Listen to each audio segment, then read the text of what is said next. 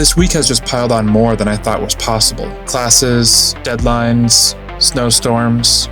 It's been non-stop. My to-do list grew, including building some shelves in the van to help keep things organized. But life has a way of taking your plans and turning them upside down. Despite all this, I felt a really deep pull to step back and breathe.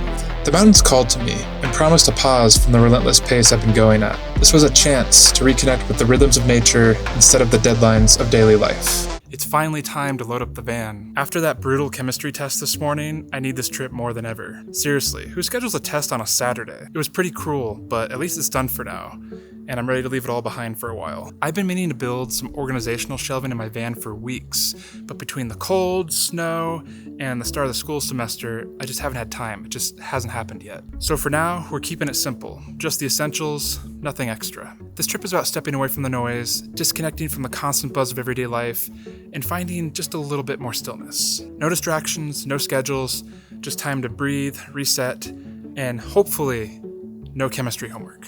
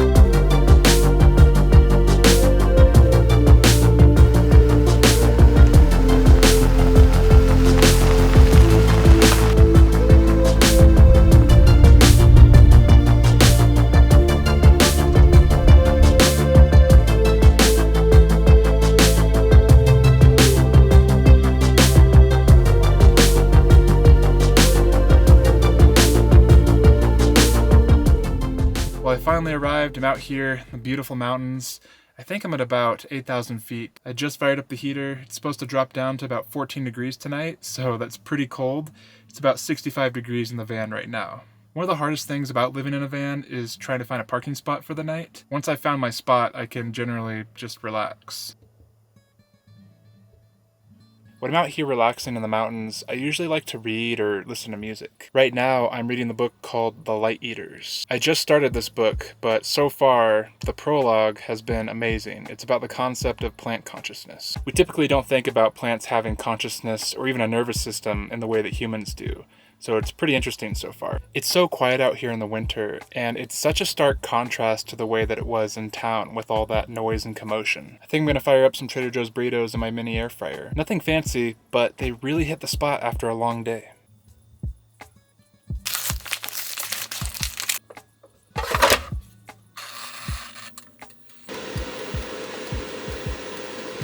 Look at this amazing burrito. Let's see how it tastes.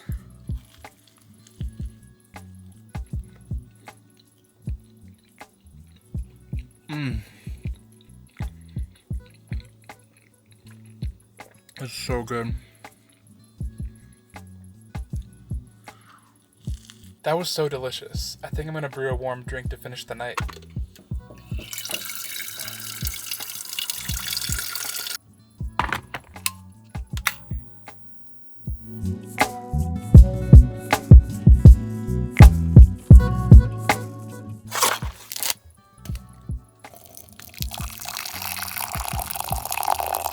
All right, let's try this green tea.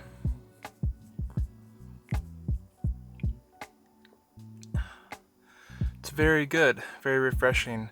It's perfect for out here in the mountains. It's green tea, but it has this slight mint aftertaste. There's just something about a hot cup of tea at the end of the day that makes everything feel cozier. I love these little moments. Good food, warm drink, no distractions. It's the perfect way to end a cozy evening. It's times like these that remind me why I do this. Why I put up with the cold, with the planning, and the occasional loneliness. It's just so relaxing.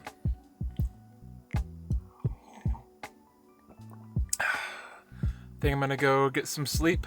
I'll see you tomorrow.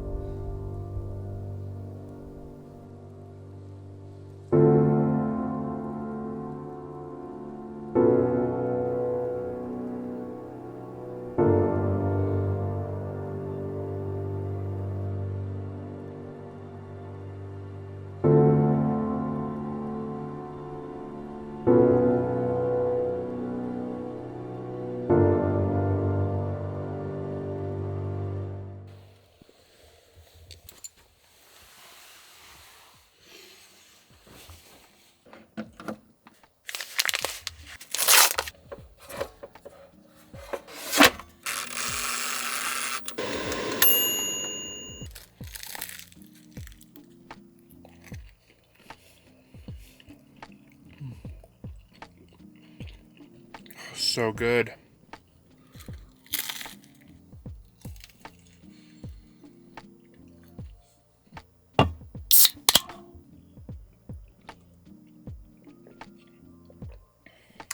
This is my favorite yerba mate.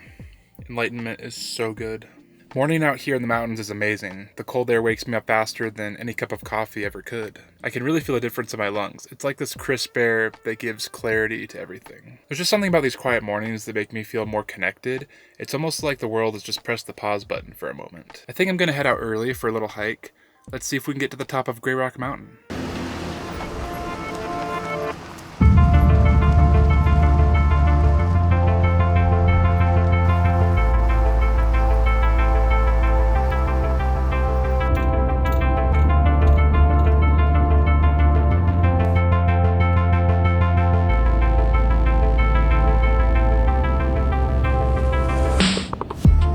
So the plan for today is to do a little bit of hiking. It's actually a lot warmer than the forecast said it would be. So I honestly don't know what trail conditions to expect.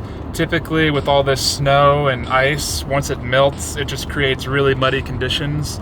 So we'll see how it looks. I'll just be happy if I spend a little bit of time in nature today.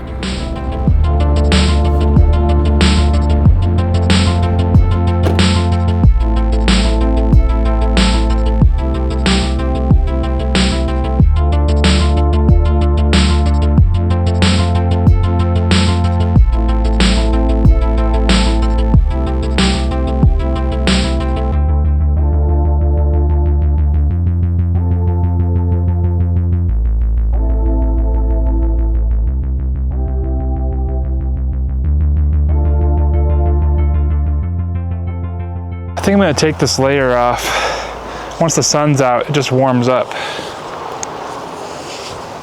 That's a lot better. Now we can keep hiking.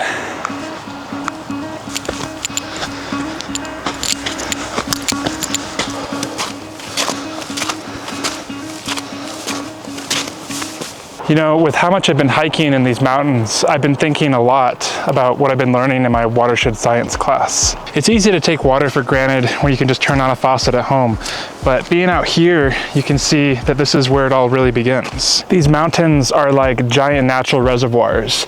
They capture the moisture from the air and store it as snow in the winter. When spring hits, all of this snow starts melting, feeding into creeks, streams, and eventually rivers.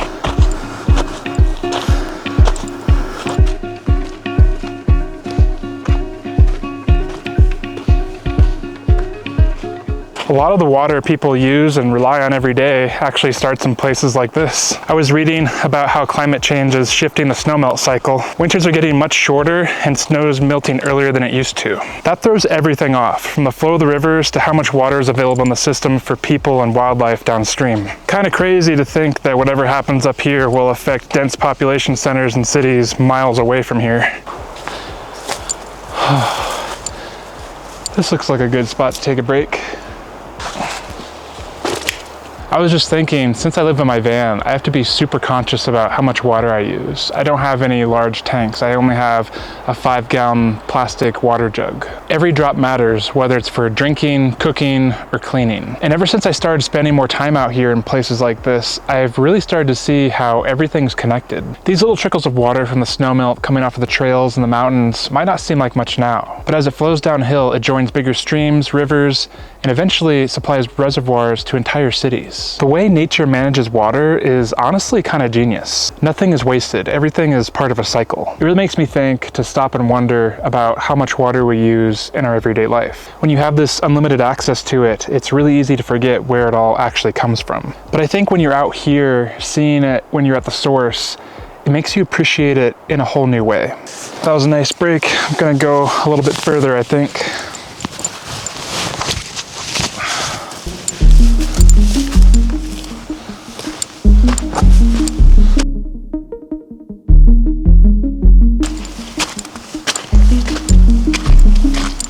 Yeah, I think that this is my stopping point for today.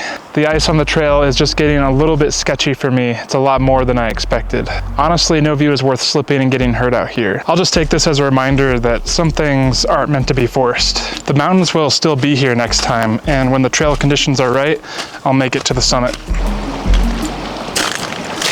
This looks like a great place to rest before I head out. I love coming out here. It makes it so much easier to breathe, reset, and get ready for the week. The shelves in my van can definitely wait a little bit longer. There's no need to rush it. What I really needed was to be out here in the mountains. I feel so refreshed. What about you? Where are your favorite places that you like to take your van when you need to recharge? Let me know down in the comments below and I will engage with you there. If you enjoyed this video, please consider subscribing to my channel. It really helps me out a lot. And if you're curious about how I stay warm in my van in a state like Colorado where it's cold all the time, you should check out this next video over here. I'll see you over there.